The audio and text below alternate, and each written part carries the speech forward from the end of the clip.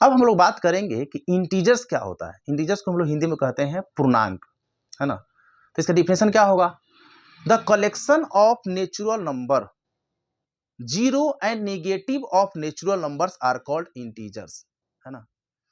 तो अगर हम इसका एग्जांपल की बात करें तो पहले हम समझते हैं कि यहाँ पे आपका क्या है, जीरो है ना। तो मैंने डिफिनेशन क्या बोला है कि the collection of natural number, तो नेचुरल नंबर शुरू किससे होगा? 1 से होगा ना।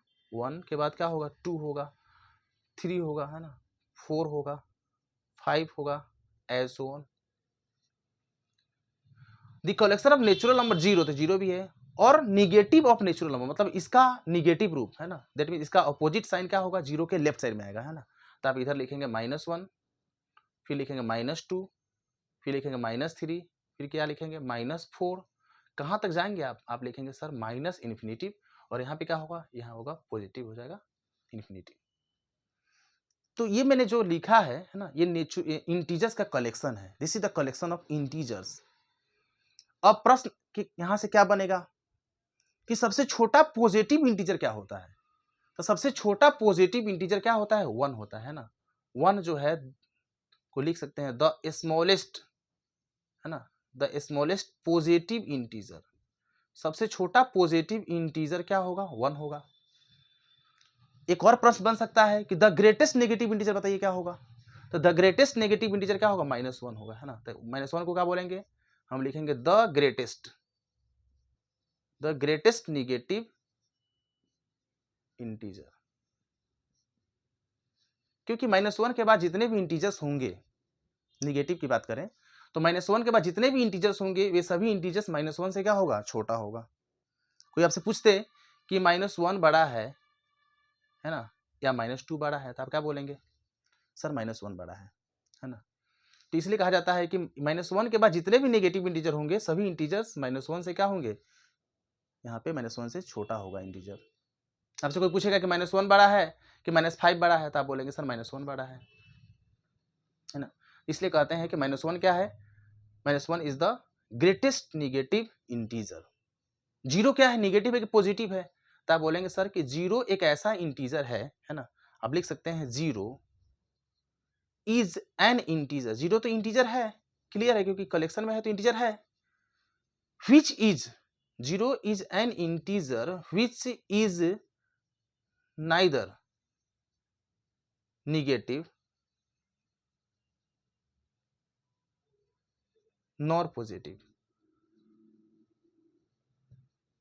जीरो एक ऐसा इंटीजर है जो ना तो निगेटिव इंटीजर है, ना ही पॉजिटिव इंटीजर है ना। ना तो इसको हम -0 बोल सकते हैं, ना ही इसको हम लोग +0 बोल सकते हैं, है ना। ये न्यूट्रल है ना। अगर हम इसी इंटीजर की बात करें, नंबर लाइन की अगर बात करें, है ना, तो नंबर लाइन पे हम लोग इंटीजर को कैसे रिप्रेजेंट करते हैं? तो इस प्रकार मेरा लाइन है, लाइन का कोई अंत होता नहीं है। यहाँ पे आपका क्या होगा? जीरो होगा। जीरो के राइट साइड में क्या होगा? पॉजिटिव इंटीजर होगा, तो यहाँ लिखेंगे आप 1 2 3। जीरो के लेफ्ट साइड में क्या होगा?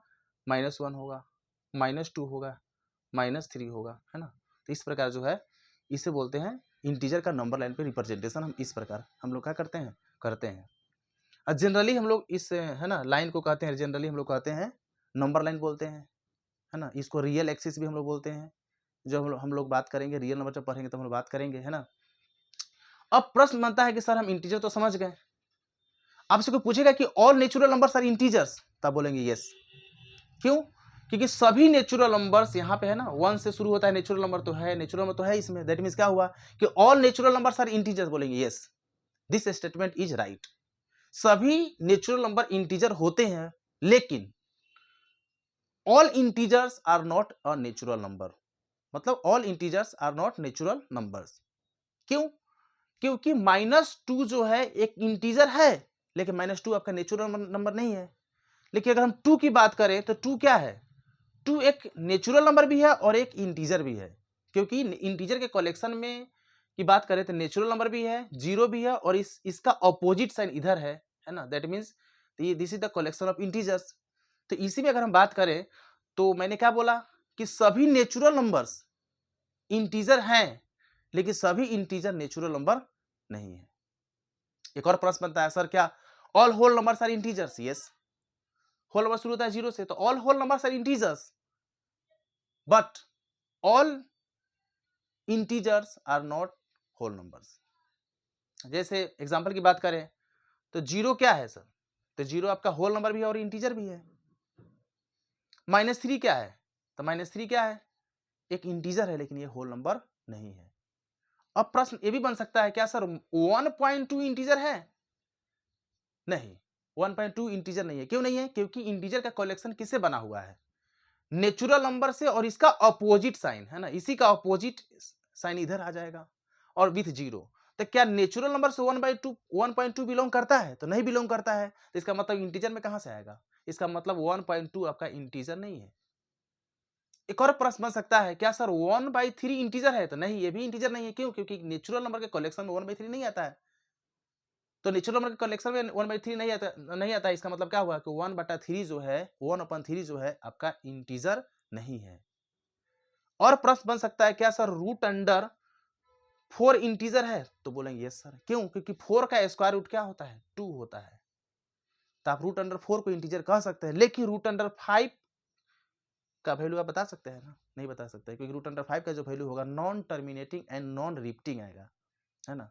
इसका एग्जैक्ट वैल्यू निकालना पॉसिबल नहीं है। तो इसका मतलब क्या हुआ कि रूट अंडर 5 जो है आपका इंटीजर नहीं है, लेकिन रूट अंडर 4 इंटीजर आपका है। और प्रश्न बन सकता है क्या सर 2/1 इंटीजर है? तो यस। क्यों?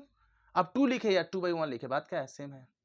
और पूछा जा सकता है क्या 2/2 इंटीजर है? तो यस, क्योंकि 2 से 2 कैंसिल आउट हो जाएगा तो क्या होगा? 1 होगा। 5/5 इंटीजर है? तो बोलेंगे यस, क्योंकि 5 से 5 कैंसिल आउट हो जाएगा तो क्या होगा? आपका 1 हो जाएगा, है ना? तो इस प्रकार जो है हम लोग इंटीजर के बारे में, है ना, बेसिक जो कॉन्सेप्ट होना चाहिए, जो मैंने यहाँ पे क्या किया है, बताने का प्रयास किया है।